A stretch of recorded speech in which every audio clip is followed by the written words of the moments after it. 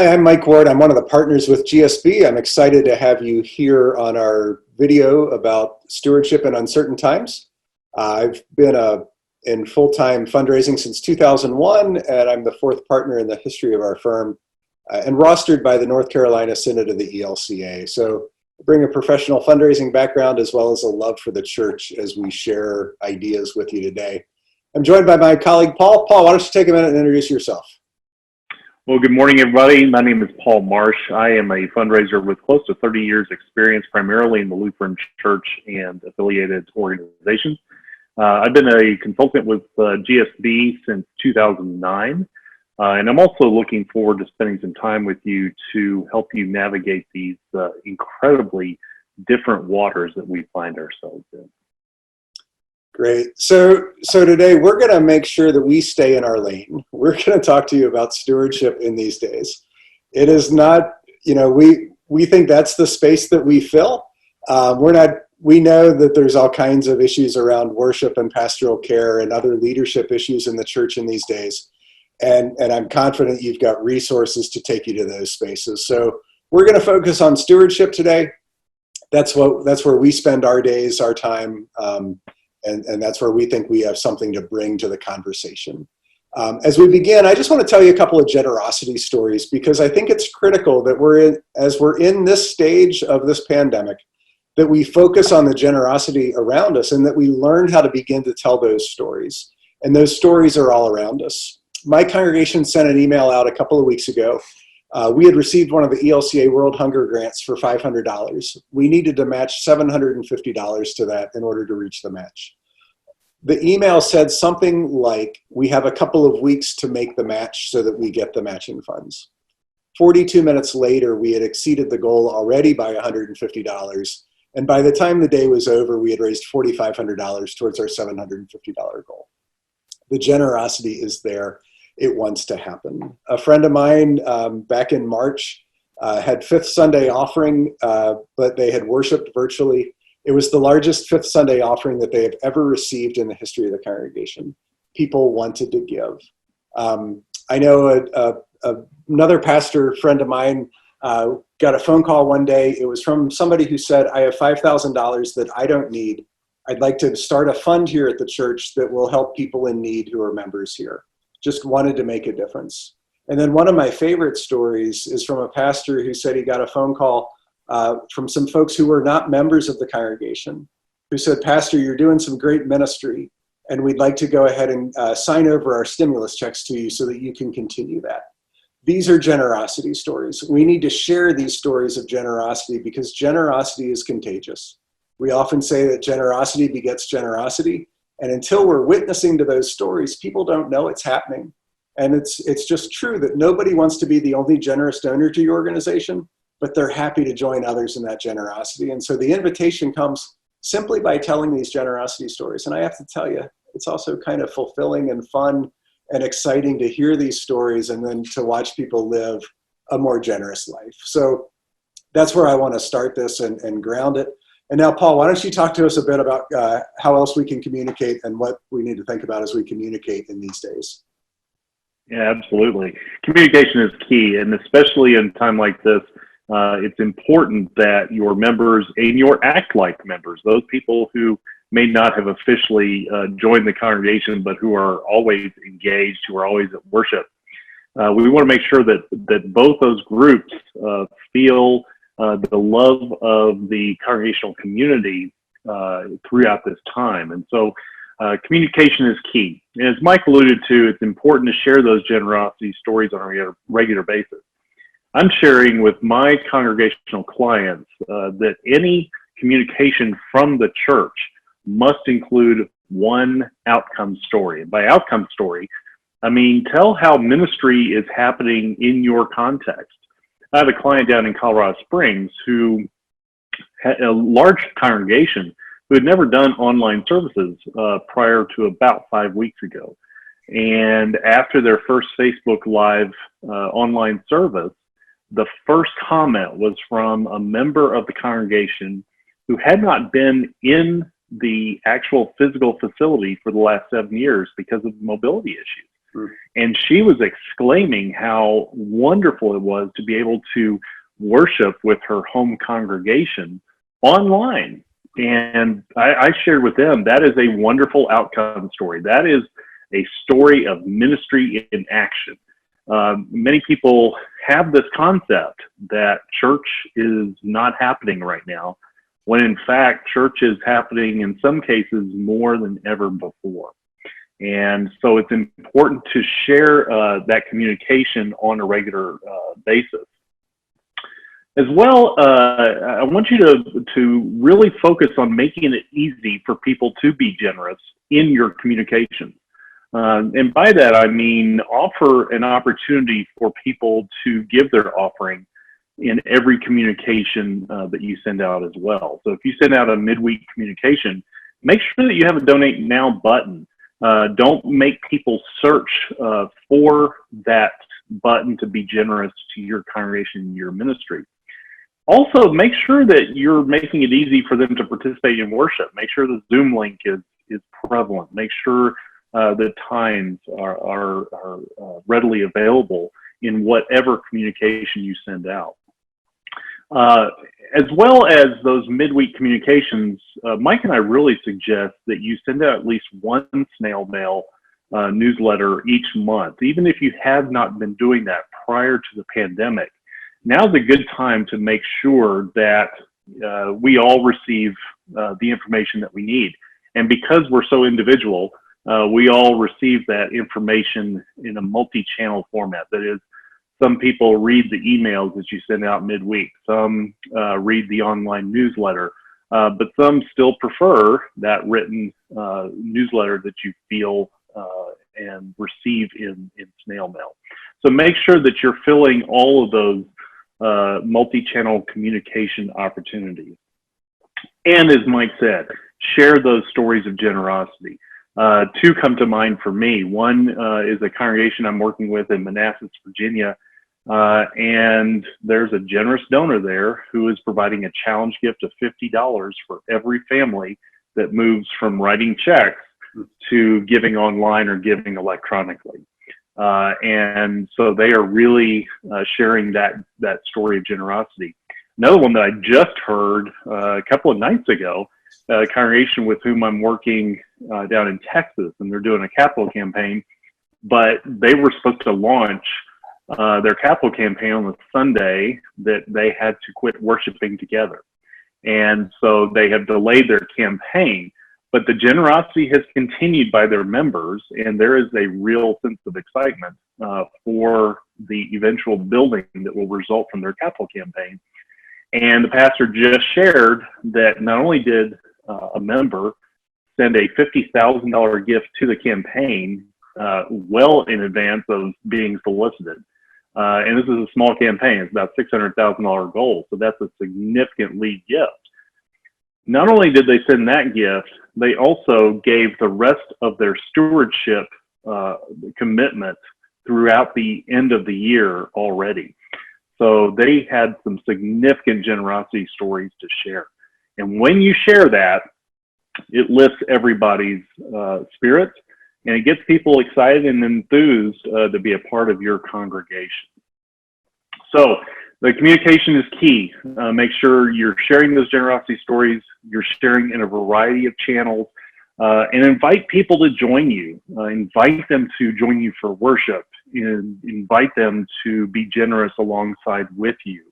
Don't tell people what to do, but ask them to be a part of your journey. Mike, you want to take off from there? That's great, Paul. That's great, Paul. And notice we started with communication, because communication is just so critically important in the stewardship function. We didn't start with asking for money. We started with communication, communicating generosity stories and communicating outcome stories. And since you kicked it back to me, Paul, I'm going to tell one more outcome story. Sounds good. A friend of mine in South Carolina called the first week after they had virtual worship online. And he did, I will say, he spent a few minutes telling me how hard it was to put the worship service up there, that he had never been trained for that kind of thing, and the relief. But I was acting as friend and confessor in that. This was not the message that he gave to the whole congregation. But he said, right after they posted worship, the very first comment in the comment thread was from somebody who said something like this: I'm not a member of your congregation or any congregation, but I woke up this morning feeling the need for God, and I found your worship service online, and I found what I was looking for. Thank you so much for that. You better believe I'll be back. That's an outcome story. The reason we put worship online is, yes, it's for our members. We all need worship, but it's also a way in which we can reach the community. And so the outcome of all the busyness of putting worship online was for this one person who woke up feeling the need for God and found it from this congregation.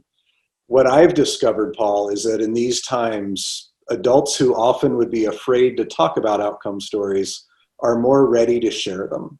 It used to be that the low-hanging fruit for getting an outcome story was from the youth group as they returned from a trip to camp or a mission service trip kind of place.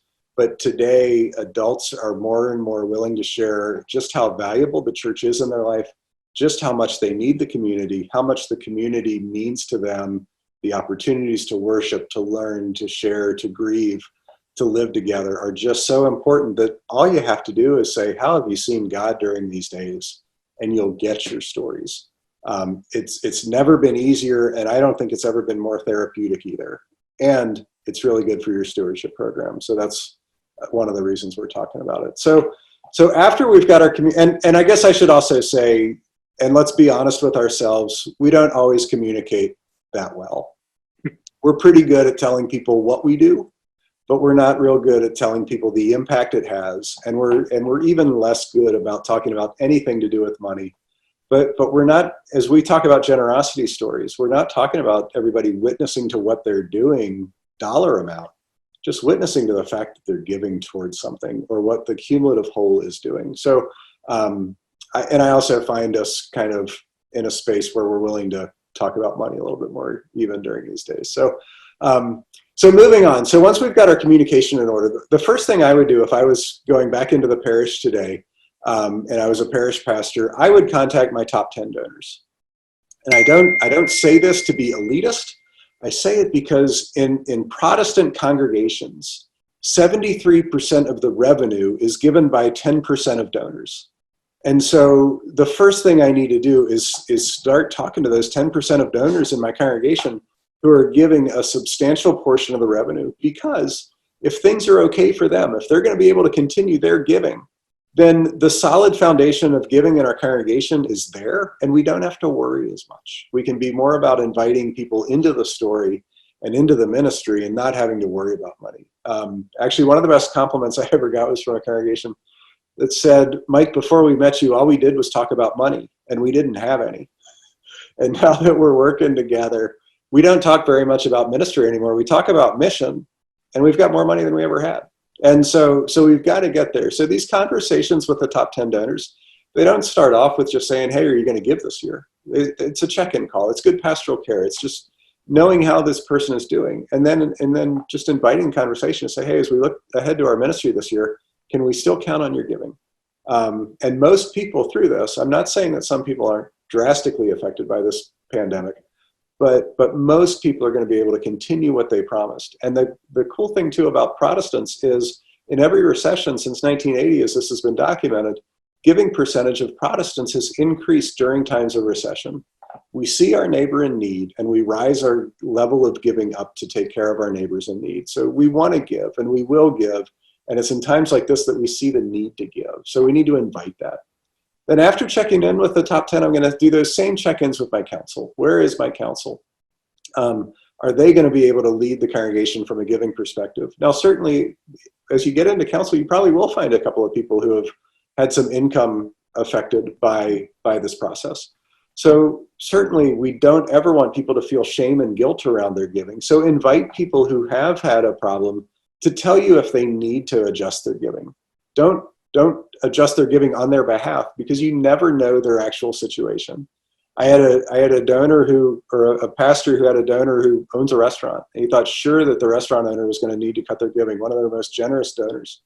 And the restaurant owner, the pastor kind of said, so do you need to cut your giving this year? Which is not the question you want to ask. And restaurant owner said, no, you don't need to worry about that. I have a donor-advised fund. I loaded it last year. All my offering for the year is taken care of. And I'm so glad it is, because I would have hated to have to cut my giving during these times. And so don't say no on behalf of your donors, but certainly invite them if they need to adjust their giving for real reason. Do so, but don't send out a blanket invitation for everybody to just start cutting their giving because everybody's hurting.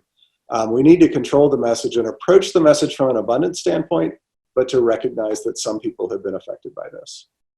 So Paul, you mentioned a little bit about this with automatic giving. I will admit, I thought automatic giving was going to tank during this time. I thought during times of uncertainty that people would want to take back control. And I felt like donors would say automatic giving was giving away control. Well, I was wrong. Apparently, our churches have done a really good job of talking about Tithely, of talking about Banco, of talking about the other services where people can make an automatic recurring gift to the church that people are trusting it. One of my congregations I work with had 10 new people sign up in the month of March. Wow. I've had equal results happening in the month of April. People are still signing up for it. And the stories go something like this. Oh, I couldn't imagine my tithe and offering not getting to the congregation. And so I finally signed up for that thing you've been talking about for years. I mean, it's not, and please don't message it that the church needs your money, so sign up for automatic giving. That's not the message people respond to. The message people respond to is that invitation from their friend to say, you know what, this was great for me because I couldn't imagine my church not getting my offering. Why don't you join me in doing that? And so creating that join me attitude instead of telling people what they ought to do is really the way in which we can do that. And Paul, you mentioned the $50 incentive. Great way to get people to start giving. So, but I would also, if I can interject here, Mike, I would also encourage pastors, again, we want to make it as easy as possible for folks to be generous. So there are those who are going to transition over to electronic giving, absolutely. But there are also those for whom the check in the plate is the end all and be all. And that is actually part of their spiritual practice. And so we want to make it as easy on them as well. So I would suggest for those folks that will not switch over to electronic giving, maybe sending checks into the congregation every once in a while, I would suggest going ahead and sending some pre-addressed and even pre-stamped envelopes to those folks with a little note that says, I hope you're doing well. I wanted to make it as easy as possible for you to continue your generosity. Please let me know if you need some additional resources. And then just, again, make it as easy as possible for people to be generous because, as Mike said, people want to make a difference. They want to be a first responder in this situation. And for many folks, their first responder job is to be generous financially. Yeah, good. Thanks, Paul. And my parents would respond well to that. They're not going to make a gift on your website. My dad doesn't even know what your website is. So good. Thanks for that, Paul. Just a couple more quick things here from me right now. Let's make sure that in these times we're communicating from a sense of abundance and not a scarcity mentality. Had a congregation, pastor said very early on in this pandemic, the finance team went through and slashed the budget, and they announced that to the congregation. What they meant to tell the congregation was, we're being good stewards of your gifts, and therefore taking care of that. What the congregation heard was, there's no more ministry going on here, so we can stop giving. And so we need to be careful about the ways in which we present our message. And let's not assume that everybody has to cut their giving. Let's assume that people want to be generous, that people want to invest in your ministry and mission, and they want to join others in generosity. I'll give a quick shameless plug. I did write a book this year, Fortress Press published, called Abundance. So I am a pretty big believer in abundance thinking. I've been spending a lot of time thinking about the feeding of the 5,000, where the disciples thought there wasn't enough. They kind of said, send them away, there's not going to be enough here. And Jesus said, no, there's plenty here. Have them sit down. And you know what? There was even leftovers. And what we're seeing in the world today is really the living out of the feeding of the 5,000 in many ways, that there is plenty and there's enough left over that we can share with our friends and neighbors and take care of others. And then just be careful that the message you put out isn't that your ship is sinking, because people have a limited amount that they want to invest into a sinking ship. I can assure you that there's not a donor out there that wants to be the last person to make a gift to your organization. They want your organization to thrive and do vibrant ministry into the future. And so telling those outcome stories and then witnessing to those other stories of generosity is really the way to generate that other giving. One of our colleagues likes to say, your ship can only sink once, where your members will help you bail the water. And so if your ship truly is sinking, you can play that card, but it's not the card we recommend playing. This is a great time to analyze your ministry, evaluate your ministry, and talk about the impact that it's having, because our ministries, our congregations are really the front lines of this. People need the spiritual health that comes through our congregations. And so tell your story, just tell it better and invite people into it. So that's enough from me right now. Paul, why don't you talk a little bit about how we can still have an offering and what that looks like during these times? Sure. So online worship, we want to make sure that the time for the offertory is maintained. That is, don't forget, don't gloss over being generous in your online worship service. Take time, take 5, take 10 minutes, whatever it takes, with some great upbeat music, not a funeral dirge, but take that spiritual practice and make sure it maintains its spot in your online worship. Also, I think it's important to provide, again, going back to making it easy for people to be generous, I think it's important to provide a link prior to your online service and also afterwards, so that people don't have to look around and figure out how to make their offering to your congregation. So make sure there's an opportunity prior to your worship service and afterwards. And I've got a couple of clients who actually, during the offertory, in the online worship service, they actually have a link right there on the screen as well. So that's another option. I think it's also key during an offertory, if you're doing special music, that's great, but also make sure you provide some of those impact stories as we go through online worship, because again, that's providing that enthusiasm, that excitement, and goes back to what Mike was saying. Church hasn't stopped. Ministry is still taking place. And so those impact stories are important to share that enthusiasm. Talked with a pastor this morning, a former client of mine, and they are doing okay. They've got good reserves in place. Their giving has remained relatively steady, with a little bit of a dip in April, but an increase in March. And their exciting news is that they are launching a low-income housing project right next door to the church in 3 to 5 months. Groundbreaking is happening, and it is unaffected by the current situation because they've already raised the money for that entire project. And so talk about an outcome story. That is ministry happening right in the Denver Metroplex, and that's exciting stuff. In addition, anything you can do to share the enthusiasm and also frame the ministry taking place in terms of certainly now, but also post-pandemic. This is not going to last forever.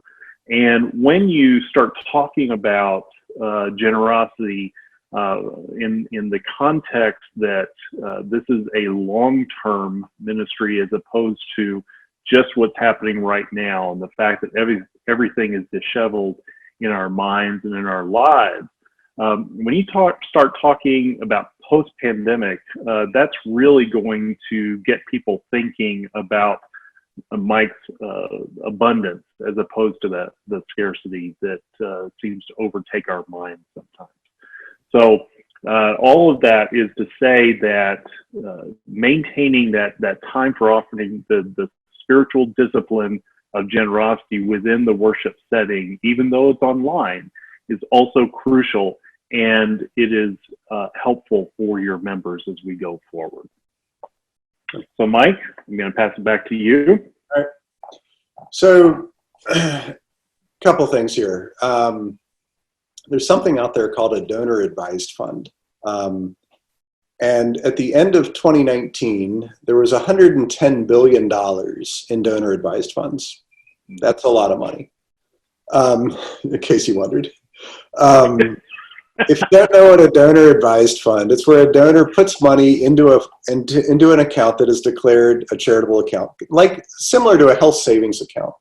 Once the money goes into this donor advised fund, it can't come back to the donor. It has to be sent to a qualified charity. And all of your churches will qualify, I'm pretty confident, if you're a 501c3, which you should be. But the money doesn't go until the donor advises the fund to send the money. And so it can sit there for any length of time. At the end of 2019, again, $110 billion was in these funds. There's many of us in philanthropy that really think that these funds will help launch charities out of this time of recession, if you are willing to call it that. I am at this point. Into new levels of service, into what the new normal becomes. And not a scaled back version, but a launching, we have a new place in society type of version. So one, it's time to vision what that might look like. And two, it's time to take a look at your donor records to see who might have one of these donor advised funds. The easiest way to find them is that the check that is sent to the church for the regular gifts or special gifts doesn't come from their personal account. It comes from Schwab Charitable or Fidelity Charitable, the ELCA Foundation, the In Faith Foundation, all have donor advised funds and send checks on behalf of the donors. And so that's kind of how you know. At this stage of time, I would create that, I'd identify who's got them. And then as you begin to vision what's next and you begin to need that funding partner, know that people that have a donor advised fund, they're probably capable of being your funding partner for those new levels of ministry. Next, the CARES Act. Most of you, I'm confident, have heard of it. Most of you have heard it was a $2.2 trillion bill plus then a second bill that added another bunch of money to it. Most of us know the Payroll Protection Act because a lot of churches have been encouraged to apply for that. I'm not here to tell you you should, you shouldn't, or how to. What I'm here to talk about is if you did apply and get it, what should you do? First off, if you got it and you haven't mentioned it to the congregation yet, I do hope that it's not the first story of generosity that your people will hear. The first story of generosity people should hear should be from our own members, what we do to love and sustain the ministry that we're intimately involved in. The Payroll Protection Act money should be just one gift among many that are coming to your place. So kind of put it in the proper context. And then also make sure that it's put in the context not to replace congregation giving, but really to supplement the people who do have to cut their giving back in this time period. And I know that not every congregation is in the same space.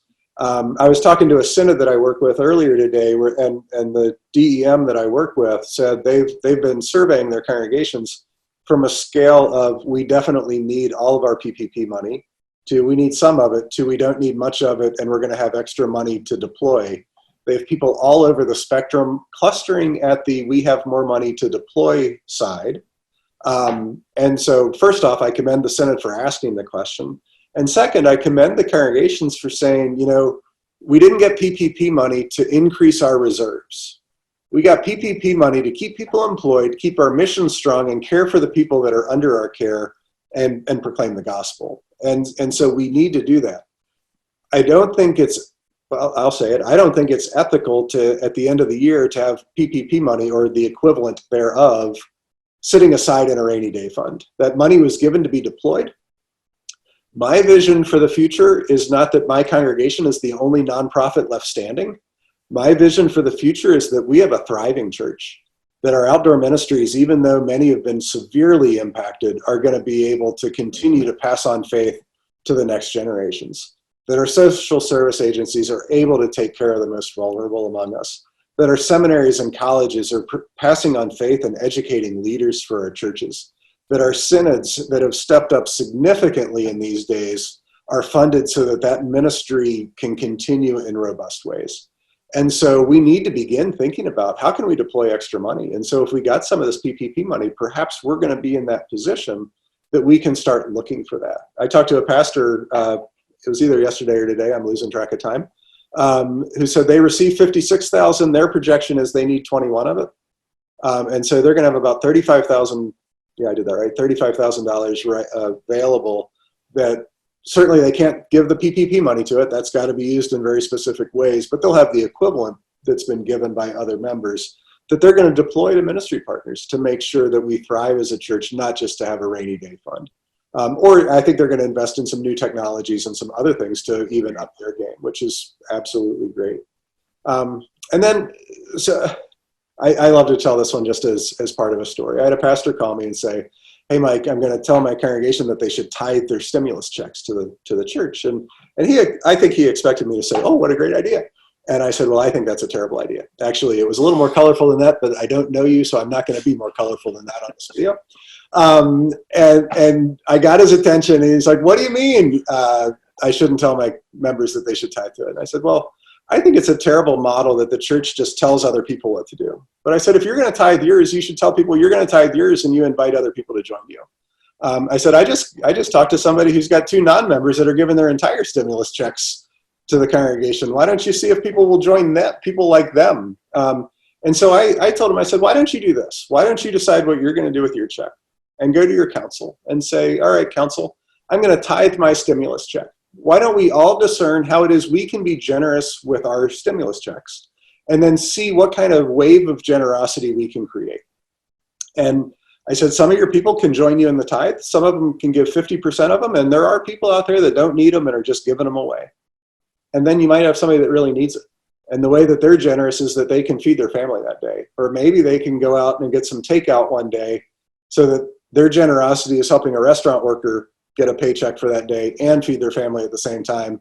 And at this stage of their life, that's the way they can be generous. But why don't you create that wave of generosity? And then even better, maybe half your people will give money to help keep the local ministry strong at your congregation, and half the people will deploy that money to some of your ministry partners or to our camps and others, and create that wave. And so rather than just like we do that all the time, we send out this direct mail piece and say, hey, the church needs your money, why don't you be generous now? Well, all of those letters should always be more of a join me, or better yet, join us in some generosity, and let's see what we can do. And so I went off on a couple of tangents, Paul, which you know is my personality. So I better kick it back to you to talk about maybe reminding donors about their commitments and saying thank you before we run out. Right. Well, and I think that's crucial. It's actually a nice segue, because after you asked, one of the things that the church has done extremely poorly, the church in general has done poorly in the past, is thanking people and sharing gratitude. And that's important. And so we really encourage, again, a variety of different ways to share the gratitude to your donors in your congregation. One of those is very simple. Every day, pick up the phone and call one of your donors and tell them how grateful you are that they are being so generous with the church and for the ministry that results from that generosity. And that's really easy to do, just one a day, and you have covered 365 donors in a year. The other thing Mike referred to was the quarterly statement. For years and years, we sent out this bill-looking piece of paper that says, this is what you committed to, this is how much you've given so far, and this is how much you're behind.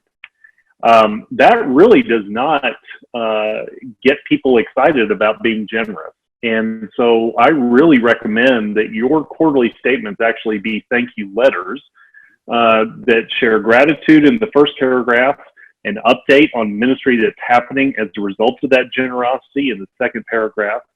Third paragraph is back to more gratitude. And then you can share the giving information in a TS. By the way, thank you for your giving of so-and-so so far this year.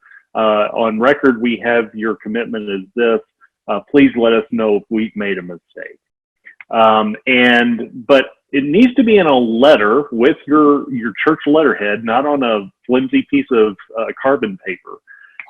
And actually share and just completely make that into a thank you letter. That's important. And any chance you get to thank your donors, if it's a handwritten note from council members throughout the year, if it's a phone call from council members, whatever that may be, make up a gratitude plan for the entire year. Do something each and every month thanking your donors for their generosity. And it might be in mass, right? It can't be personal every month necessarily, But take those opportunities to share gratitude, because it makes your donors want to come back and be generous again and again and again.